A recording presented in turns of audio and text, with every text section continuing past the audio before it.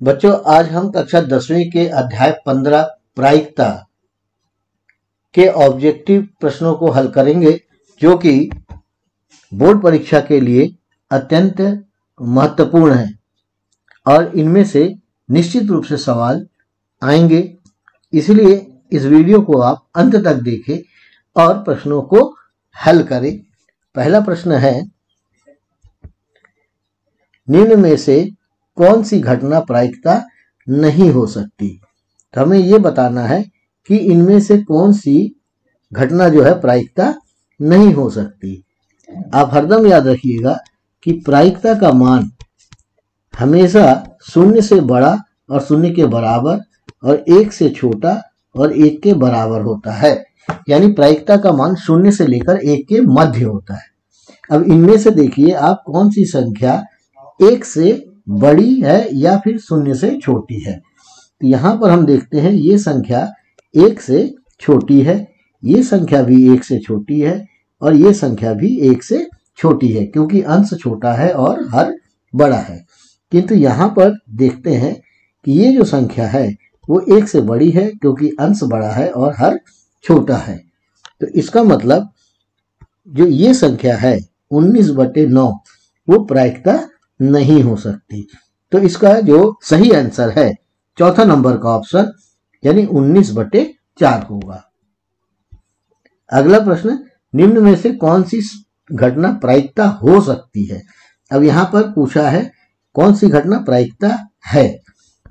अभी हम यहाँ पर देखते हैं कि ये जो संख्या है ये ऋणात्मक है, मतलब ये शून्य से भी छोटी है और ये संख्या एक से बड़ी है।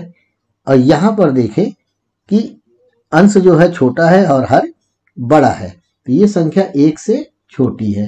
और यहाँ पर देखें अंश बड़ा है और हर छोटा है, तो ये एक से बड़ी है। तो यहाँ पर पूछा है कौन सी प्रायिकता हो सकती है।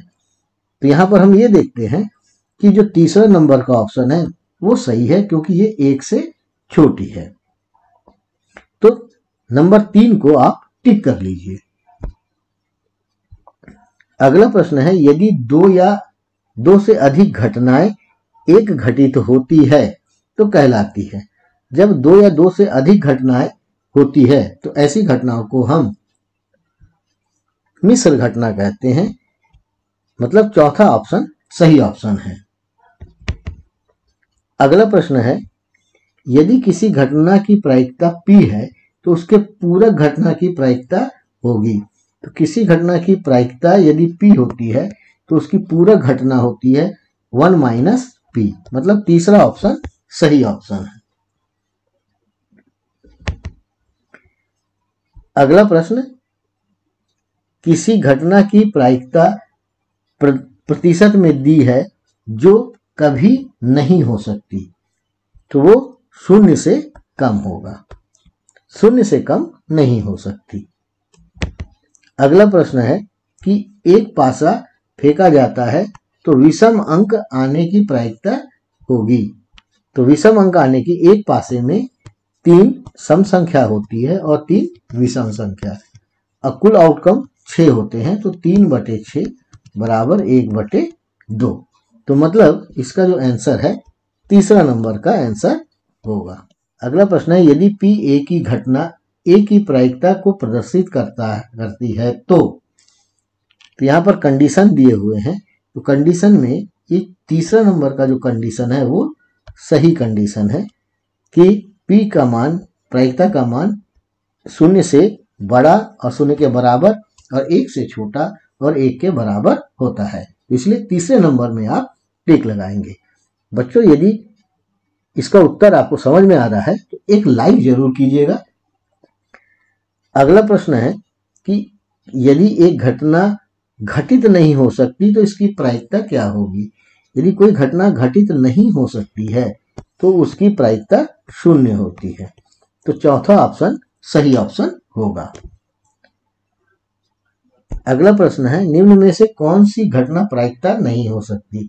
अब यहाँ भी पहले जैसी पूछा है कि कौन सी घटना प्रायिकता नहीं हो सकती, तो हम यहाँ पर देखते हैं कि कौन सी संख्या 1 से बड़ी है या 0 से छोटी है। तो यहाँ पर देखिए 1/3 ये 1 से छोटा है, 0.1 ये भी 1 से छोटा है, 3% ये भी 1 से छोटा है क्योंकि ये 3/100 है। यहाँ पे देखते हैं अंश बड़ा है और हर छोटा है, ये 1 से बड़ा है। मतलब चौथा ऑप्शन जो है वो प्रायिकता नहीं होगी। तो चौथे ऑप्शन में आपको टिक लगाना है। अगला प्रश्न है, यदि PE बराबर 0.06 हो तो E नहीं की प्रायिकता होगी। तो इसके लिए हम E नहीं की प्रायिकता के लिए छोटा सा सवाल हल कर लेते हैं। हालांकि ये किताब में हल है और मैंने अपने प्रायिकता की वीडियो में इसको बनाया है, उसे आप जरूर देखिएगा। तो ये आ जाएगा 0.94। तो इसका जो सही आंसर है वो चौथा नंबर का ऑप्शन होगा। अगला प्रश्न है, एक सिक्के को उछालने पर चित आने की प्रायिकता होगी। तो एक सिक्के को उछालने पर चित आने की प्रायिकता 1/2 है। मतलब सही ऑप्शन तीसरा नंबर का है। अगला, किसी निश्चित घटना की प्रायिकता होती है। तो निश्चित घटना की प्रायिकता 1 होती है। एक पासे को फेंकने पर 4 से बड़ा अंक आने की प्रायिकता होगी। तो एक पासे में 4 से बड़ा अंक होता है 5 और 6। तो टोटल आउटकम 6 है और घटनाओं की संख्या 2 है। तो 2/6 बराबर 1/3, यानी कि तीसरा ऑप्शन जो है वो सही ऑप्शन होगा। एक अक्षर ASSINATION के अक्षरों से यादृच्छिक चुना जाए तो प्रायिकता ज्ञात कीजिए कि चुना गया शब्द एक स्वर होगा।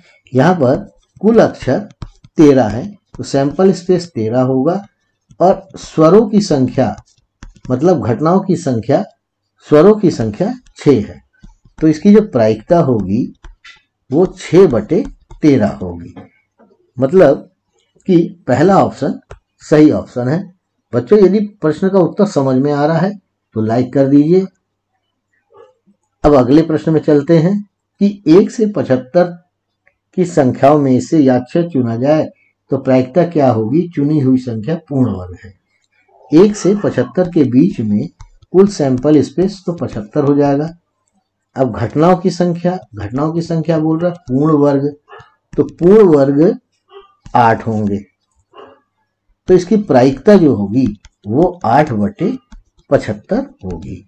मतलब कि जो सेकंड ऑप्शन है वो सही ऑप्शन होगा। बच्चों, यदि मेरी वीडियो आपको पसंद आई और ऐसा लग रहा है कि इससे आपको कुछ सीखने के लिए मिला तो मेरे वीडियो को लाइक कीजिए और अपने दोस्तों के साथ जो आपके साथ 10वीं में पढ़ते हैं उनके साथ शेयर कीजिए और इसके बाद की वीडियो को पाने के लिए सब्सक्राइब कीजिए।